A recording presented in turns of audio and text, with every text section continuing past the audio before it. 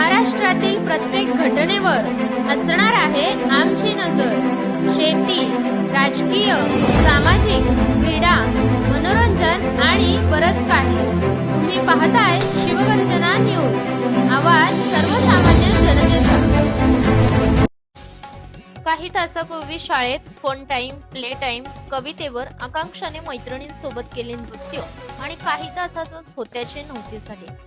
रावेर तालुक्यातील वाघोड गावातील जिल्हा परिषद शाळेतील इयत्ता 3रीत शिक्षण घेत असलेल्या आकांक्षाचा काही तासातच अचानक मृत्यू झाल्याची दुःखद घटना घडली आहे।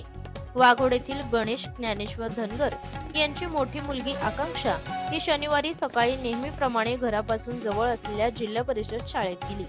शाळा चालू असताना वर्ग मैत्रिणींसोबत फोन टाइम, प्ले टाइम कविता म्हणून नृत्य पण केलं, पण तासाभरानंतर डोकं दुखत असल्याने वर्ग शिक्षिका यांना सांगून घरी आली।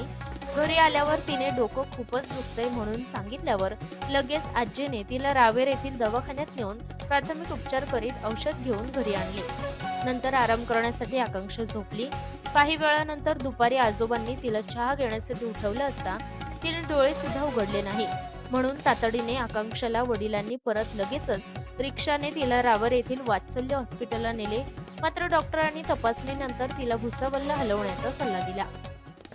तिथून परत रुग्णवाहिकेने तिला भुसावळ येथे नेत असतानाच रस्त्यातच तिला मृत्यूने गाठलं असल्याने भुसावळ येथील डॉक्टरांनी तिला मृत घोषित केलं। आकांक्षाला अचानक मृत्यूने गाठल्यानं संपूर्ण परिसरात सर्वत्र हळहळ व्यक्त केली जात आहे। काही तासातच होत्याचे नव्हते झाल्याने कुटुंबावर मोठा आघात झाला आहे। ताज्या व ठळक घडामोडींसाठी चॅनलला सबस्क्राईब करा, व्हिडिओला लाईक करा, शेअर करा आणि सर्वात आधी बातमी पाहण्यासाठी बेल आयकॉन या बटनला दाबायला विसरू नका। धन्यवाद।